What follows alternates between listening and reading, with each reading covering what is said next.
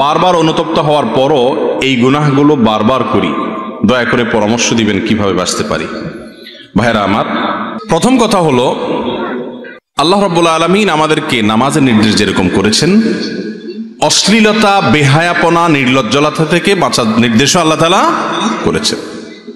এ ভাই প্রশ্ন করেছেন সৎ সাহসের সাথে, আমরা অনেক লোক আছি নামাজ কালাম পড়ে সবই করে, কিন্তু ফেসবুকে, ইউটিউবে, মোবাইলে, গুগলে, নেটে, অফলাইনে, অনলাইনে নানান রকম হারাম এবং অশ্লীল দৃশ্যগুলো দেখি। এ রোগটা আমাদের মধ্যে আছে না নাই? ভাইরে, আল্লাহ রাব্বুল আলামিন আমাদেরকে নির্দেশ করেছেন অশ্লীলতা থেকে বেঁচে থাকার জন্য। তার একটা কারণ এটাও, অশ্লীল এবং হারাম জিনিস দেখলে ইবাদতের স্বাদ থাকে না। আমরা অনেকে বলি নামাজে ইবাদতের স্বাদ পান না। অনেক ভাইদের অভিযোগ এটা, যে ইবাদত করি, নামাজ পড়ি ঠিক আছে, কিন্তু আসলে মজাটা হয় না। মজা হয় না দেখেই কিন্তু তাড়াতাড়ি নামাজ পড়ে চলে যাই। যদি মজা হইতো তাহলে রুকুতে গেলে আর উঠতে মনে চাইতো না, কিরাত পড়তে পড়তে আর রুকুতে যেতে ইচ্ছা করতো না, সিজদা গেলে আর মাথাটা তুলতে ইচ্ছা করতো না। কিন্তু আমাদের অবস্থা হলো, খুব দ্রুততার সাথে নামাজ শেষ করে বেরোতে পারলে আমরা যেন জান বাঁচে। এর একটা বড় কারণ হলো আজ চোখের জেনা ব্যাপক হয়ে গেছে। চোখের জেনা, চতুর্দিকে তাকালে শুধু চোখের জেনা আর চোখের জেনা। মোবাইলে, বাহিরে, রাস্তা ঘাটে, সর্বত্র ইবাদতের স্বাদকে নষ্ট করে দেয়। বিভিন্ন হাদিস থেকে বোঝা যায়, কেউ যদি নিজের দৃষ্টিকে হারাম জায়গা থেকে বাঁচিয়ে রাখে, আল্লাহ রাব্বুল আলামিন তার মধ্যে ইমানি মধুরতা, ইমানি স্বাদ দান করেন, যেটা সে অন্তরে ফিল করে, অনুভব করে। আমি প্রায় সময় বলি, আপনি কোনো হারাম জিনিস দেখার সুযোগ পেয়েছেন, ফেসবুকে স্ক্রল করতে করতে এমন কিছু আসছে, জিনিসটা খুবই নোংরা, খুবই নিকৃষ্ট, হারাম।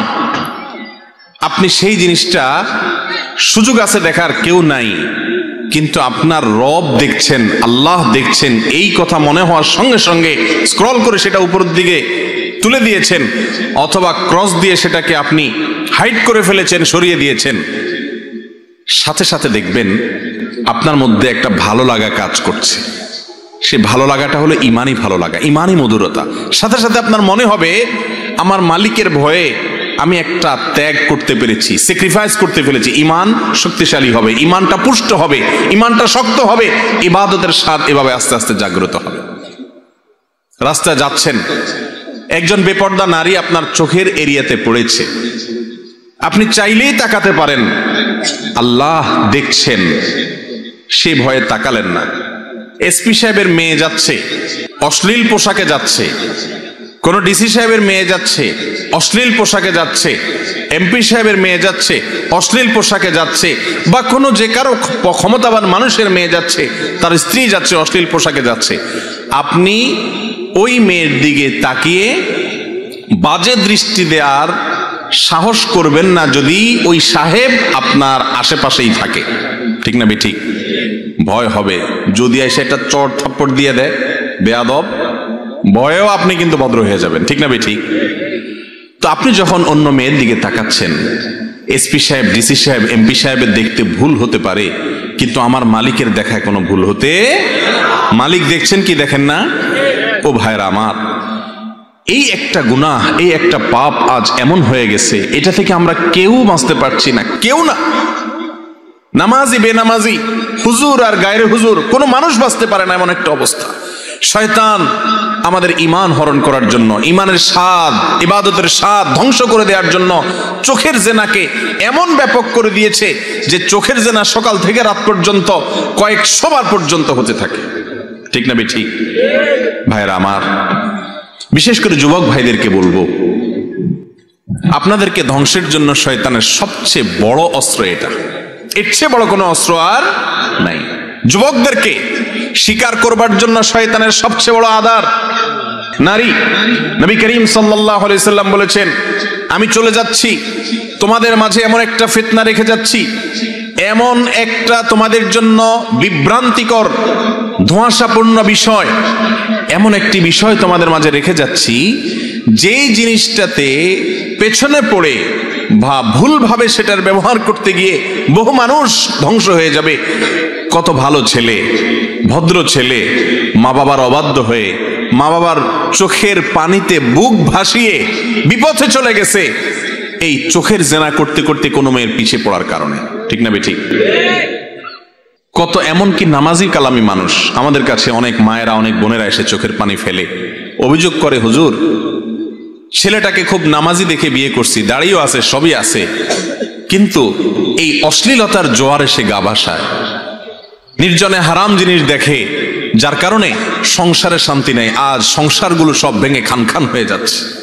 ঠিক না বেঠিক? প্রতিদিন অনেক বছর আগের পত্রিকার রিপোর্ট, অনেক দিন আগের পত্রিকার রিপোর্ট, 39টি করে ঢাকা শহরে শুধু বিবাহ ভাঙে। এখন সেটা কোথায় গিয়ে দাঁড়াইছে আল্লাহ জানে। ঠিক না বেঠিক? কেন? এর অন্যতম প্রধান কারণ হলো এই চোখের গুনাহ। সেকুলার সমাজ ব্যবস্থা আপনাকে বলবে সব ওপেন থাকবে, তবে নিজেকে নিয়ন্ত্রণ করো। ঠিক না বেঠিক? সাইনবোর্ডে বিজ্ঞাপন হবে সাবানের, সাবানের জন্য জায়গা থাকবে 4-5 ইঞ্চি, আর 5 হাত 10 হাত পর্যন্ত বিশাল বড় করে মহিলাকে উপস্থাপন করা হবে। কেন? যাতে করে মানুষ ওই হারাম জিনিস দেখে এবং এর মাধ্যমে সাবানটা দেখে। সাবানকে দেখানো উদ্দেশ্য ঠিক আছে, কিন্তু ব্যবহার করা হচ্ছে নারীকে। নারীকে মর্যাদা দেয়া হলো না অপমান করা হলো? ভাইরা আমার, সর্বত্র এভাবে নারীকে পণ্যায়ন করছে। এমন ভাবে সিনেমাতে, নাটকে উপস্থাপন করা হবে যেটা দেখে কোন পুরুষ নিজেকে ঠিক রাখা কঠিন হবে। এরপর আবার বলা হবে যে সবকিছুই উন্মুক্ত থাকবে, স্বাধীনতার নাম দিয়ে সবাই অপকর্ম করবে, সমাজ অস্থিতিশীল হওয়ার মতো সবকিছু খোলা থাকবে, কিন্তু খবরদার কেউ কাউকে বলপূর্বক কারোর গায়ে হাত দিতে পারবে না। ঠিক আছে, বলপূর্বক হাত দিতে পারবে না, কিন্তু আপনি যদি উস্কে দেন, আপনি যদি বিপদগামী হওয়ার জন্য তাকে সহজ করে দেন, ঠেলে দেন সেদিকে, এরপরে বলেন যে সেখানে যাওয়া যাবে না বা সেটা করা যাবে না, তাহলে এটা দ্বিমুখিতা, দ্বিচারিতা। এটা কোনোদিন সম্ভব নয়।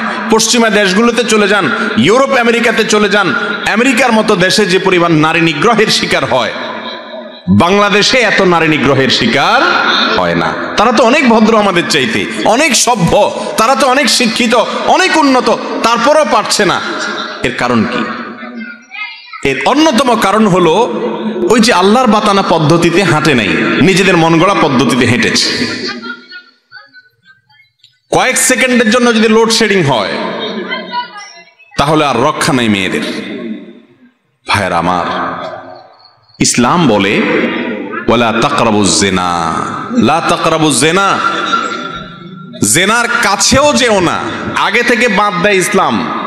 আর সেকুলার সমাজ ব্যবস্থা বলে সব খুলে দাও, এরপরে নিয়ন্ত্রণ করতে বলো। এটা কোনোদিনই সম্ভব হবে না। আল্লাহ তাআলা আমাদেরকে আমাদের চোখের গুনাহ থেকে বেঁচে থাকার তৌফিক দান করুন। এই যুগে এটা মহামারীর মতো হয়ে গেছে, ডায়রিয়ার মতো হয়ে গেছে। ডায়রিয়ার রোগী যখন সিরিয়াস পর্যায়ে চলে যায়, ICDDRB-তে ভর্তি করা লাগে মহাখালী কলেরা হাসপাতালে, তখন দেখা যায় যে এমন ডাইরেক্ট হয়ে যায়, থামানোর মতো কন্ট্রোলিং পাওয়ার আর তার থাকে না। চোখের জেনা আজকে এরকম হয়ে গেছে, ফেল করে তাকায় থাকে, জানে গুনাহ, আবার নামাজও পড়ে হয়তো, কিন্তু নিজেকে বাঁচাতে পারে না, কারণ চতুর্পাশে এই ফিতনা দিয়ে শয়তান সাজিয়ে ফেলেছে। আমাদের মা বোনদেরকে ইসলাম এত মর্যাদা দিয়েছে, এত সম্মান দিয়েছে, মুসলিম নারীকে দেখে বাজে চিন্তা করবে কোন পুরুষ, কোন যুবক, এই সুযোগ ইসলাম রাখে নাই। এই জন্যই পর্দার বিধান দিয়েছে। এটাতে নারীর অধিকার নষ্ট হয় না, বরং নারীকে সম্মানিত করা হয়। আর যদি নারী পর্দার বাইরে থাকে, তাকে নিয়ে বাজে চিন্তা করার সুযোগ মানুষ পাবে, এটাতে নারীর অসম্মান হবে, নারীর অপমান হবে। যারা নারীকে বেপর্দার কথা বলে, তারা তাদের স্ত্রীকে নিয়ে, তাদের মাকে নিয়ে, তাদের বোনকে নিয়ে, তাদের মেয়েকে নিয়ে অন্যরা মনে মনে বাজে চিন্তা করুক, মনে মনে তাদের পরিবারের মেয়েদের সাথে জেনা করুক, এটা তারা কিন্তু কেউ চায়, কোনোদিনই চায় না। কিন্তু যে কাজ করে তাতে সেই পথে যাওয়া ছাড়া আর পুরুষদের উপায় থাকে না। অনেকে আবার এখানে সবক দেয় আমাদেরকে, বলে যে আপনাদের ঈমান কেমন ঈমান যে আপনারা দেখে নিজেকে ঠিক রাখতে পারেন না। ওনার ঈমান অনেক মজবুত, উনি পারে। ভাইরা আমার, আল্লাহ রাব্বুল আলামিন এমন ভাবে সৃষ্টি করেছেন এই বিষয়টাকে, যদি কেউ বলে বেপর্দা নারী আমি অহরহ দেখি কিন্তু আমার মনে কখনো বাজে চিন্তা আসে না, এই লোক হয় কাপুরুষ আর না হয় মিথ্যুক। হয় তার ডাক্তার দেখানো দরকার আর না হুজুরের কাছে নেওয়া দরকার, মিথ্যাবাদী, দুইটার একটা। কোনো সন্দেহ আছে? আল্লাহ তাআলা আমাদেরকে পর্দার বিধান মেনে চলার তৌফিক দান করুক। ভাইরা, ফেসবুকে চোখের জেনা করব না, নিয়ত করা যাবে তো ইনশাআল্লাহ? ইউটিউবে চোখের জেনা করব না, হেফাজত করব, নিয়ত করব তো ইনশাআল্লাহ? তারা সব বেপর্দা চলবে, সেজন্য কি আমাদের ঈমান আমরা নষ্ট করতে পারি? আমার আখিরাতে আমাকে যেতে হবে ভাই। কিয়ামতের দিন যদি বলেন আল্লাহ সব বেপর্দা হয়ে গেছে, বিজ্ঞাপনের বিলবোর্ডে, রাস্তাঘাটে, স্কুল কলেজে, সব জায়গায় নারীকে উন্মুক্তভাবে উপস্থাপন করা হয়েছে, সেজন্য আমি ঠিক থাকতে পারি নাই, এটা বললে সেদিন রক্ষা হবে না। জান্নাত তো আল্লাহ সেজন্যই দিবেন যে পরিবেশটা সব খারাপ হবে, এরপর আপনি আপনাকে বাঁচানোর চেষ্টা করবেন। আখেরি জামানার উম্মতের মুসলমানের মূল্য অনেক বেশি, কারণ পরিবেশ হবে প্রতিকূল, তারা সংগ্রাম করে বিপরীত এবং প্রতিকূল পরিবেশের উল্টা চলার চেষ্টা করবে। চেষ্টা করবো তো ইনশাআল্লাহ? আল্লাহ তাআলা আমাদেরকে তৌফিক দান করুন। যুবক ভাই আমার, আপনার জানাশোনা বন্ধু বান্ধবদের 100-র মধ্যে 99 জন তথাকথিত গার্লফ্রেন্ড রাখে, হারাম রিলেশন রাখে, সম্পর্ক রাখে। ভাইরে, এই হারাম জিনিসটাকে আজ আমাদের সমাজে এত সহনীয় করা হচ্ছে। নাটকে, সিনেমাতে, এক সময় নাটকে, সিনেমাতে স্বামী স্ত্রী হয়তো দেখানো হতো, এখন বিভিন্ন রিপোর্ট বলছে, বিভিন্ন আপনার আর্টিকেল বলছে যে এখন নাটক সিনেমায় নাকি আপনার স্বামী স্ত্রীর চাইতে এই বিএফ জিএফ বা গার্লফ্রেন্ড বয়ফ্রেন্ড এই কালচারটাকে বেশি দেখানো হয়, এমন ভাবে দেখানো হয় যে এটা কোনো দোষের কিছু না।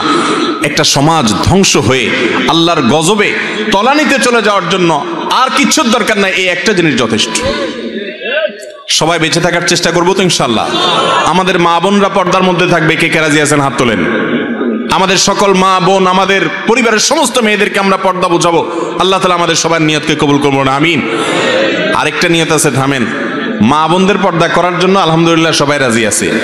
চোখের জেনা থেকে বাঁচবেন, হারাম জায়গায় চোখ দিবেন না, যদি নজরে পড়ে যায় মাপ চেয়ে আবার ফেরত আসবেন, এ নিয়ত করবেন তো ইনশাআল্লাহ? আল্লাহ আমাদের সবাইকে দান করুন তৌফিক।